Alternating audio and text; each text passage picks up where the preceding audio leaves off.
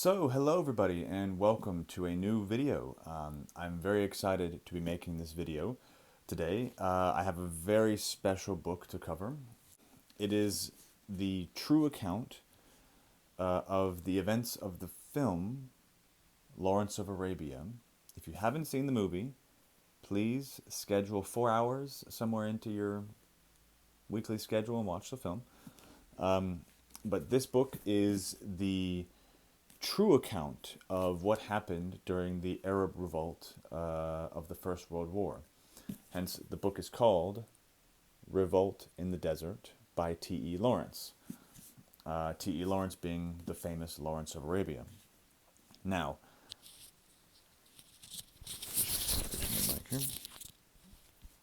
as you can see, I'm in a new position here. I'm usually in my chair, but I lent my chair to a friend of mine, so I'm using my couch, which honestly is quite comfortable. I might keep this format. I like it.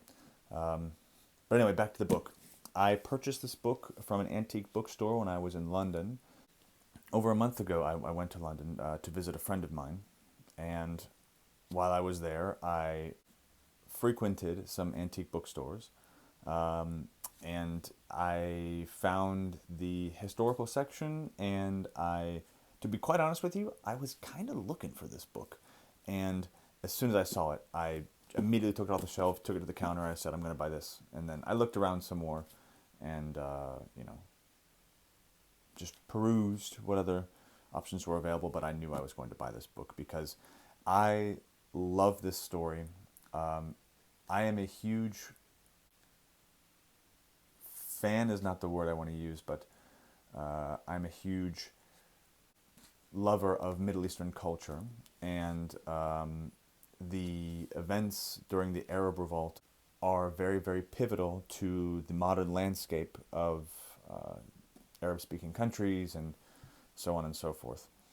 And then the movie Lawrence of Arabia is one of my favorite movies, and I knew that I had to get my hands on a copy of Revolt in the Desert by T.E. Lawrence. Now this copy is from 1927. As you can see here, we have a beautiful title page with the picture of Lawrence himself, and it's filled with these, plastic to protect it. We have the title page here with Lawrence, Revolt in the Desert by T.E. Lawrence. You see on the following page the contents, on the following few pages the contents and the credit to the illustrations. There are some really beautiful illustrations in the book, and we will look at those, of course. But I would like to talk for a quick moment about a few things. One, as you can see on the very first page, this belonged to, and I really can't make that out, McVeigh?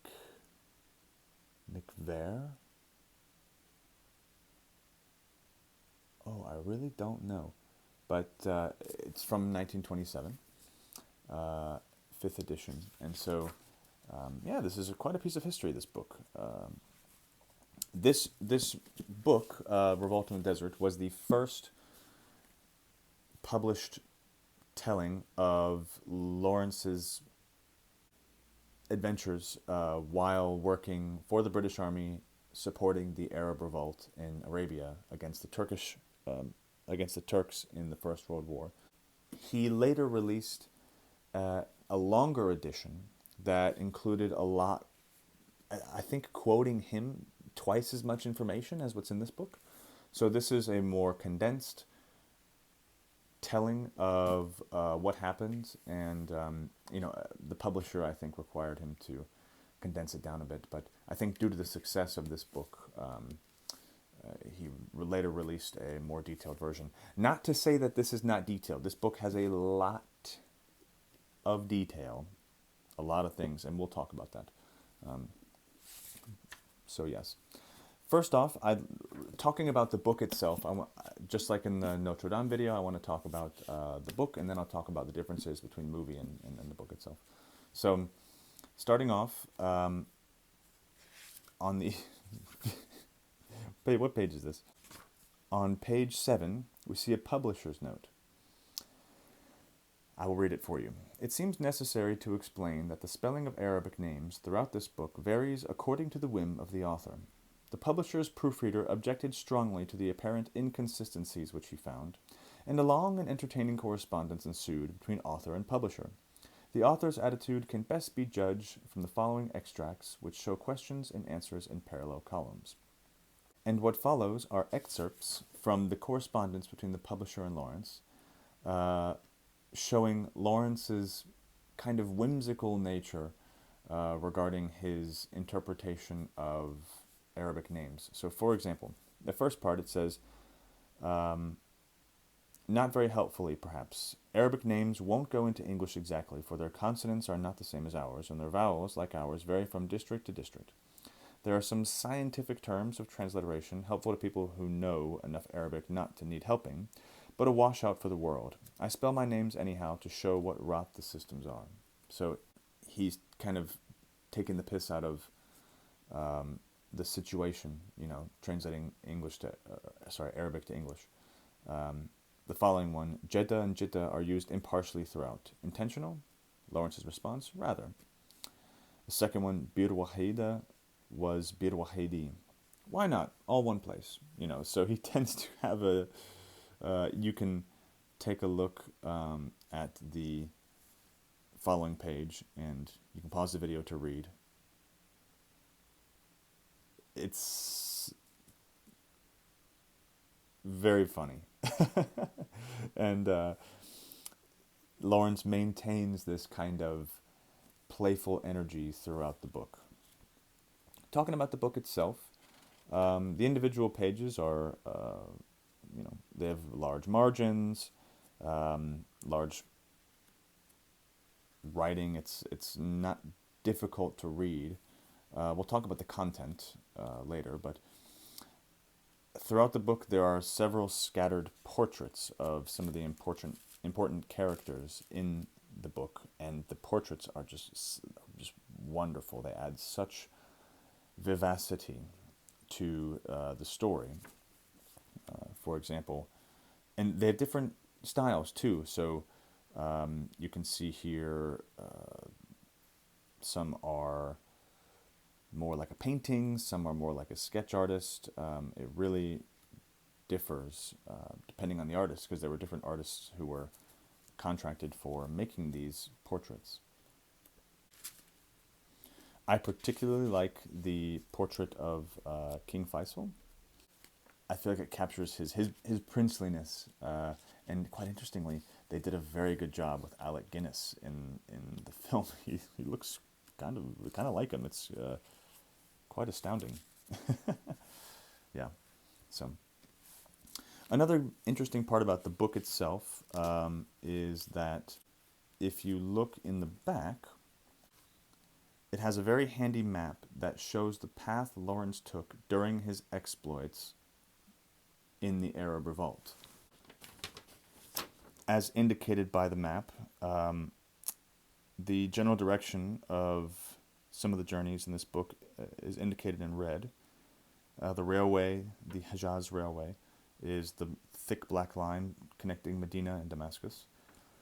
And this was very, very helpful for this book, because I would argue that probably 60% of the content in this book is we were riding from this place to this place, and then we camped in this place, and then we were riding from this place to this place, but then we had to go back to this place because the weather was bad and or there were Turks there, and so we had to loop around to this other place, and we had to go to the well there, and so on and so forth. And so this map really, really helped with keeping track of where we were in Arabia, and also to make comparisons to the film, because the events that happen are quite different to what happens in the film.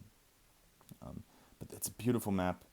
I didn't even realize it was there until I was halfway through the book, and then I had to retrace my steps. And yeah, it's really, really detailed, really helpful, and some of these locations don't even exist anymore. I pretty much mapped most of them on Google Maps to try to kind of get a bearing of where it was. Maybe I could follow the same path, but yeah, some of them just don't exist anymore, and or are just wells in the desert.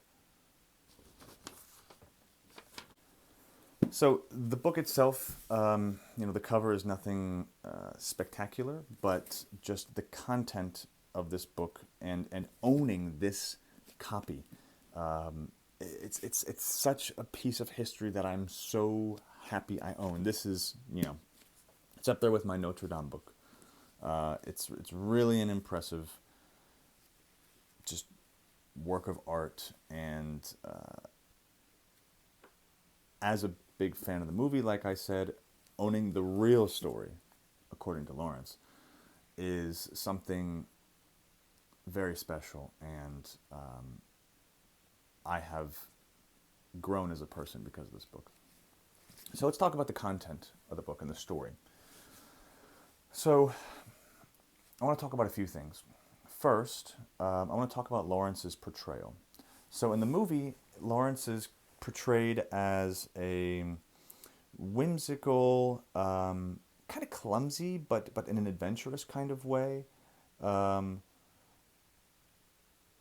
Once again, very curious, very intelligent, clever, but susceptible to emotion, and I just generally emotional. It's not a bad thing, and I think that's probably what the movie was trying to accomplish, was trying to show an emotional character, something that maybe wasn't common at the time. The movie's from 1962, maybe 1963. So maybe they were trying to show that kind of character. A lot of people accuse him of being a bit fruity, let's say, which I think in real life there were accusations of that too, but they definitely play that up in the film. And once again, he has this adventurous, whimsical, kind of jester-like character combined with his intense passion for the Arabs and the Arab Revolt, and he kind of walks this line of intense emotional passion for the peoples and his own madness of losing himself in the desert, and that's kind of his story arc. If you've seen the film, as I hope all of you have, if you're watching this, he goes from this clumsy but intelligent and clever, playful British lieutenant to this kind of heartless, thoughtless killer at the end. Not in a way where he just murders for fun, but he loses his innocence in the desert, so to speak. And he loses it through his intense passion for the peoples, and he's portrayed, yes, as this outcast from the British Army.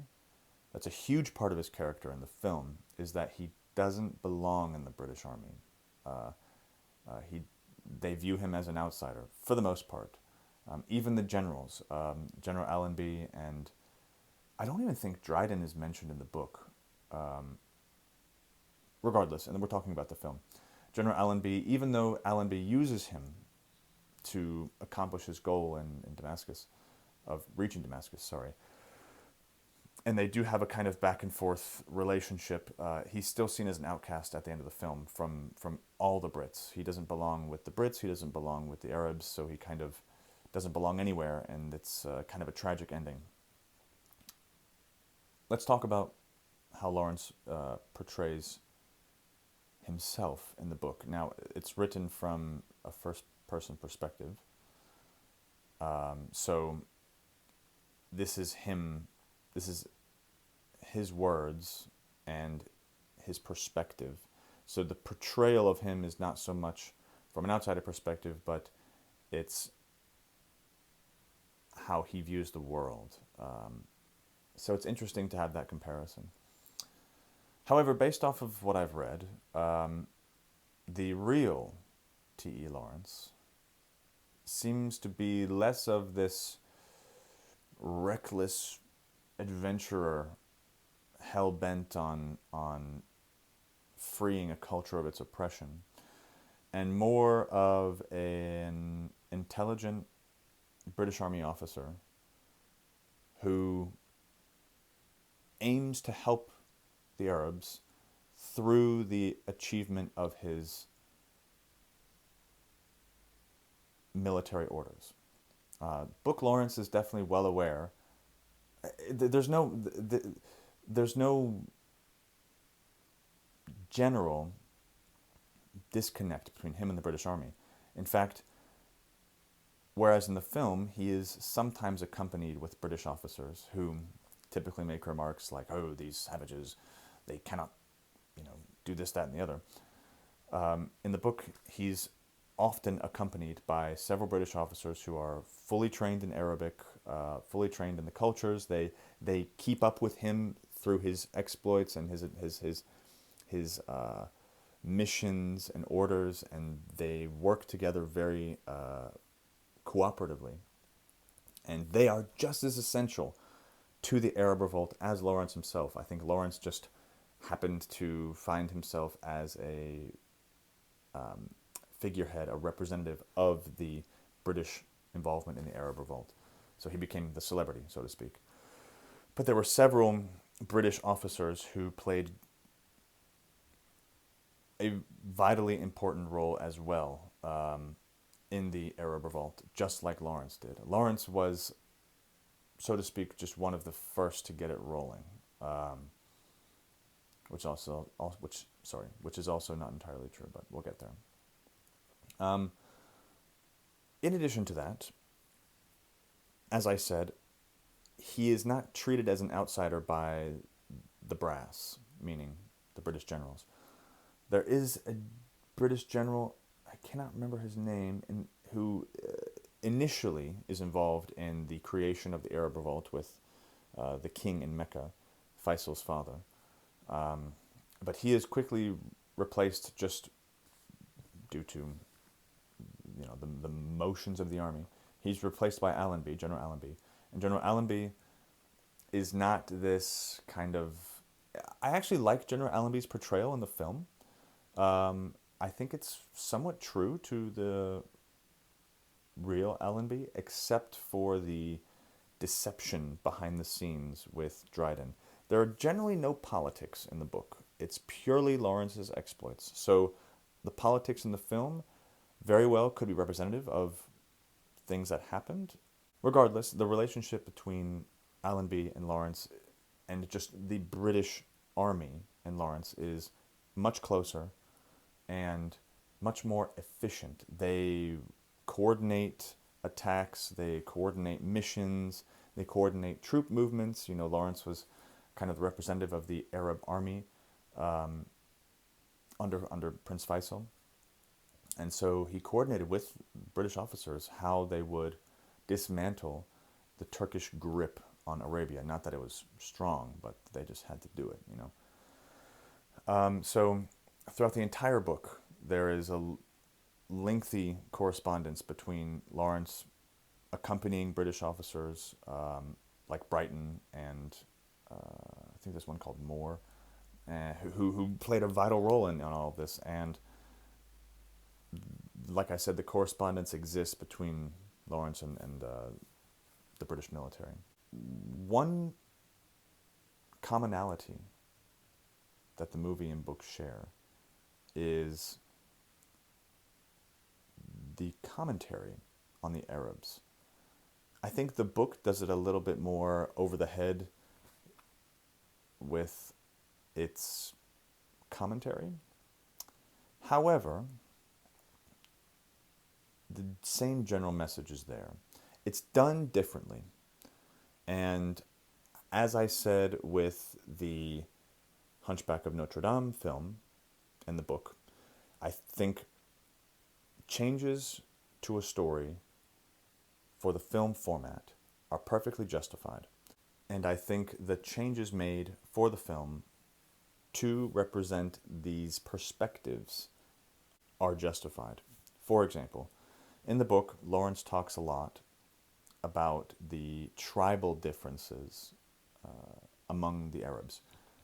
As you may or may not know, Arabs are just people from Arabia, but the people living there do not, well, historically did not identify themselves as Arabs, and I think to this day, to some extent as well, there are and were hundreds and perhaps thousands of tribes that vied for regional control and you know, things like that.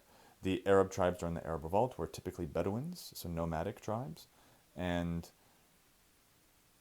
there were blood feuds and rivalries and alliances and all these things that had existed and had long histories for hundreds and hundreds of years up to this point.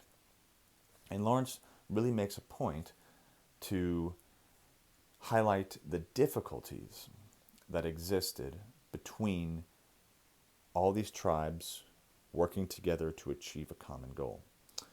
There were times where they would steal from each other, where they would maybe murder each other within the army, where they would refuse to work with each other, or during raids, during missions, tribes and would follow their leaders, and so if their leaders left after the battle, they would leave with all their loot and their compensation. And the book does such a good job of describing Bedouin life,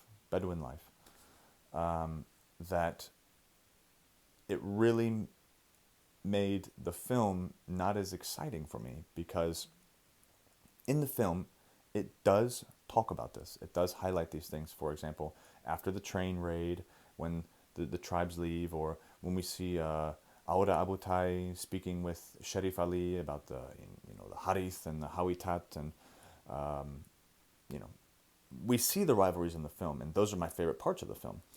I love Auda Abutai.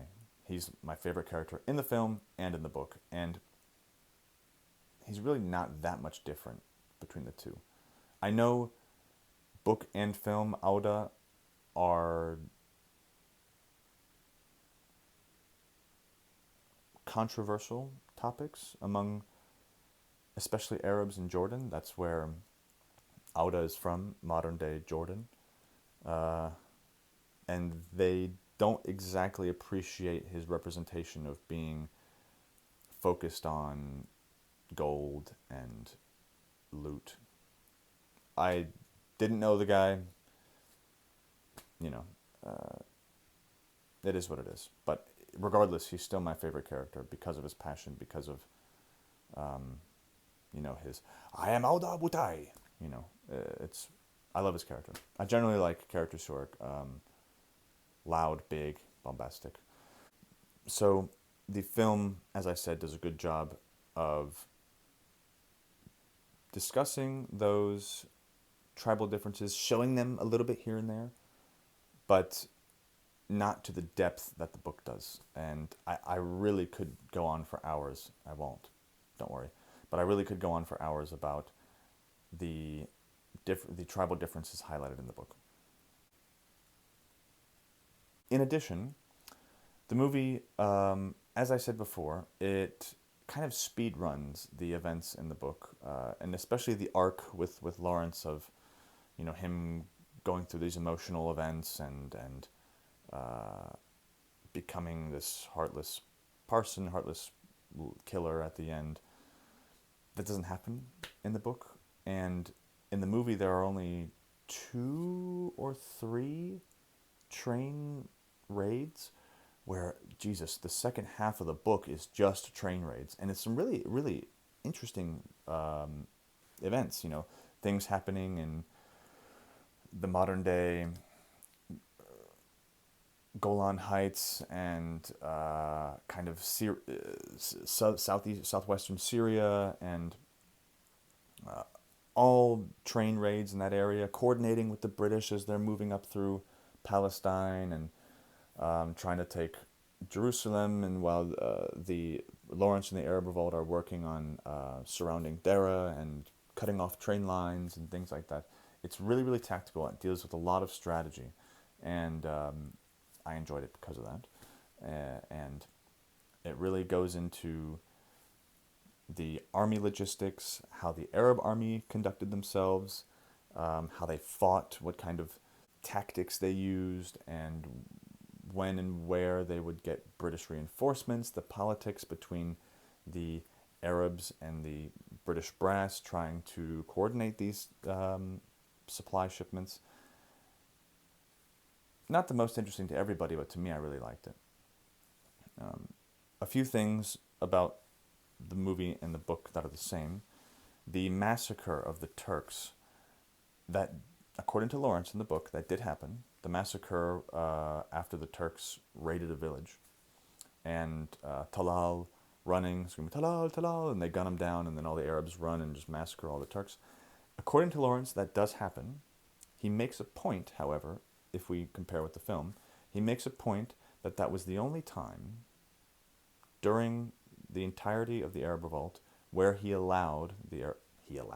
where, in a sense, yes, he allowed and encouraged no prisoners, because that was immediately following another true event where the Turks massacred a bunch of people in a village as they were retreating into Syria. So that did happen. Lawrence does not touch on it as being this bloodlust event. He simply says that, he allowed the Arabs their perhaps just revenge, according to whoever. But the Arabs generally were much more, I'll say, humane in carrying out their war than the Turks were. There were several accounts of Turkish atrocities committed in Arabia, whereas, once again, according to Lawrence, history is written by the victors, the Arabs were generally good about maintaining their prisoners, their Turkish prisoners, and sending them off to Egypt to be taken care of the Brits, and so on and so forth. So to quickly explain the change up here, I had to leave for work, and I decided to get a haircut while I was out too. So that is why and everything here looks a little different. But to continue discussing about the book, I think, as I previously stated, there are multiple differences and similarities between the book and the movie. And similarly to how I discussed before, the book simply adds an incredible depth to every aspect that the film tries to cover. And I will say the film, as I previously said, it does do a good job of adapting the source material. But the book does add tremendous depth to every aspect, and the complexities and the intricacies of every mission and every relationship and all the different Arab sharifs and all the different British officers are discussed, and it would be too much to discuss it all here now.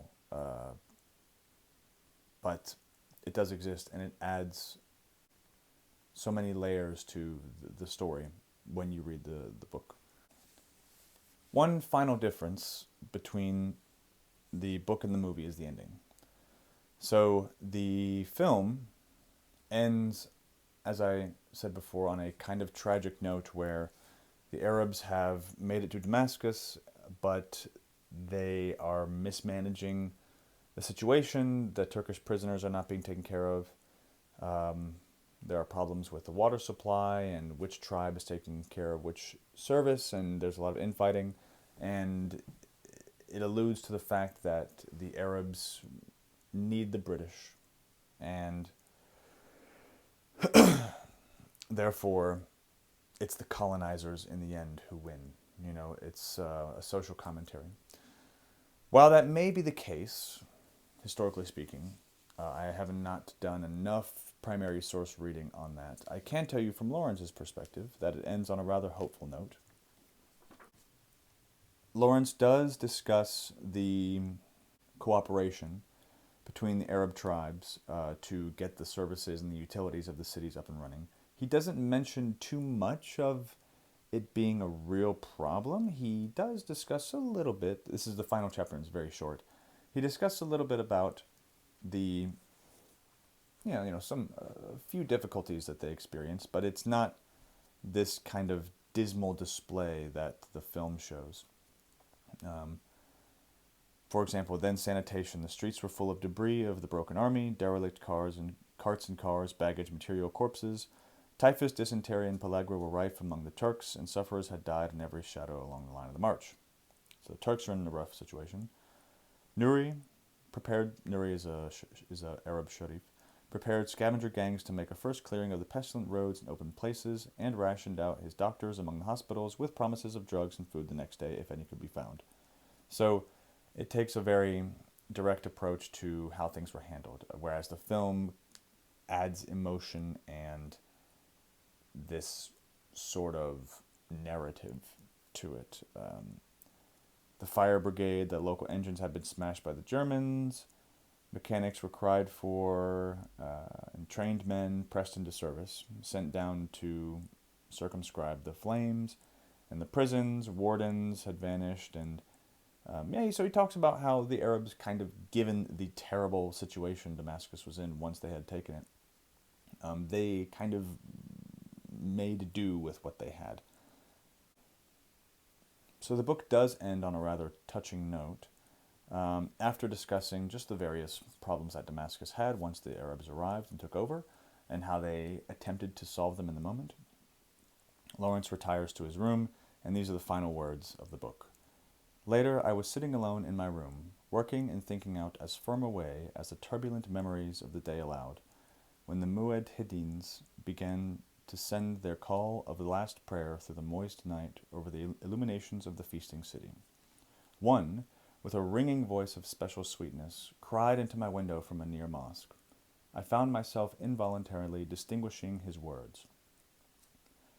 God alone is great. I testify there are no gods but God, and Muhammad his prophet. Come to prayer, come to security. God alone is great. There is no God but God. At the close, he dropped his voice 2 tones, almost to a speaking level, and softly added, And he is very good to us this day, O people of Damascus. The clamor hushed as everyone seemed to obey the call to prayer on this, their first night of perfect freedom. So it ends on a bit of an emotional note, honoring the Arabs as they finally achieved their objective. And I found it to be a fitting end to the story that Lawrence wrote. And all in all, I really, really, really enjoyed reading Revolt in the Desert.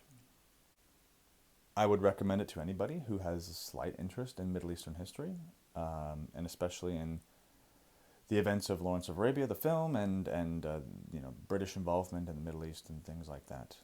I'm very happy that I own the book. It's, as previously stated, one of my prized possessions. And yes, thank you all for watching, and I'll see you in the next video.